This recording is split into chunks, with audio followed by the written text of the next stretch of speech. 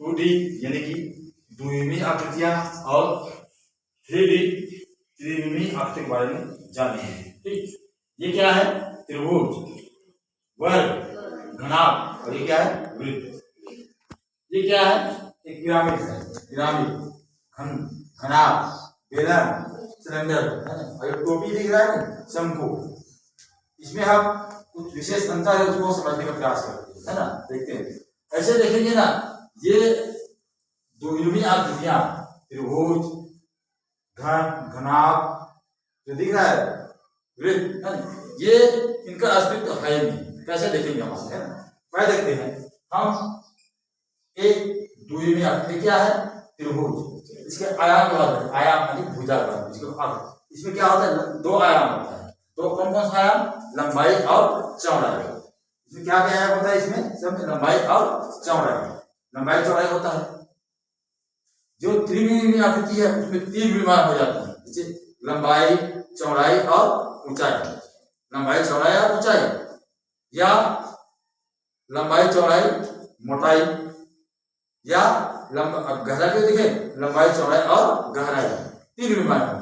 इसमें दो विमान और दो विमीय, ये तीन विमान। समझ आया? दो विमीय आकृति और त्रिविमीय आकृति कैसे होगा, ये देखते हैं इसको। ये हमारे पास ये है पिरामिड। पिरामिड में देखो है ना, ये लंबाई है,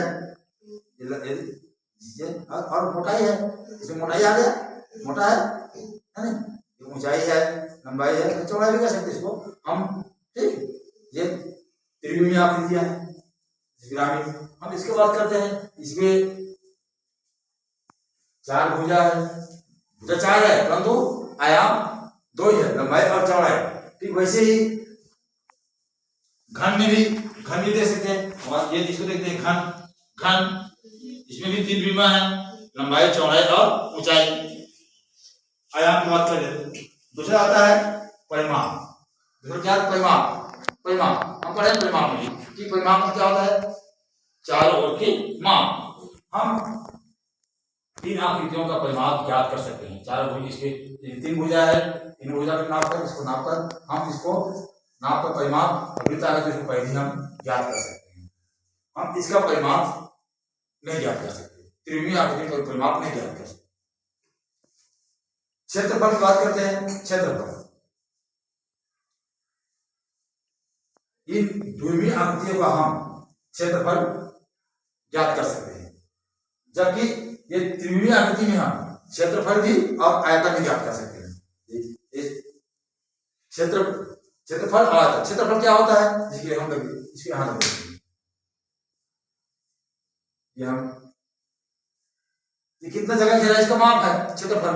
जैसे ये घन है, घन कितना जगह, तो ये सतह की माप है, सतह का। तो ये क्या है? ये घन है, घन। और इसको पता क्या कहेंगे हम?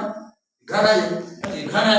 और घन में ये चार ऐसे बना हुआ है कि यहाँ पे बना हुआ है, तो यहाँ पे इसका हम क्षेत्रफल ज्ञात कर सकते हैं। क्षेत्रफल भी ज्ञात कर सकते हैं और दूसरा क्या है? आयतन भी ज्ञात कर सकते हैं। त्रिविमीय आकृति का हम क्षेत्रफल ज्ञात कर सकते हैं और आयतन ज्ञात कर सकते हैं। अब बात करते हैं अस्तित्व की। ये आकृतियां प्राय समझने का करती है। जैसे मैं आदमी हूं, मैं कौन सी विमीय हूं बताओ? मैं क्या विमीय हूं? आदमी त्रिविमीय है, मुझमें लंबाई है, चौड़ाई है और मोटाई भी है ना? ठीक है नहीं? मैं त्रिविमीय हूं, ये त्रिविमीय है। और अच्छा था, कोई जगह त्रिभुज देखे हो? ऐसा देखा तो त्रिभुज कहां देखे हो? चलो हम यहां पर बात कर लेते हैं, इसी को थोड़ा सा चेक कर लेते हैं।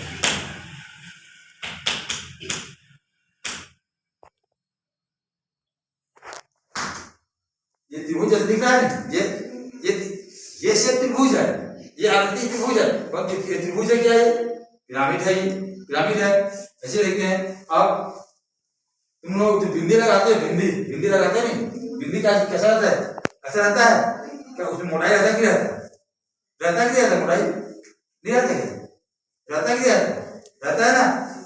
अभी ये दिख रहा है घनाभ जैसा, घनाभ, या यहाँ पे ये घनाभ है, परंतु इसकी यह भाग आयत जैसा दिख रहा है, ऐसा दिख रहा है आयत जैसा, दिख रहा है, उसका भाग दिख रहा है, ये सामने का भाग दिख रहा है, परंतु है क्या चीज है, घनाभ है, घनाभ है।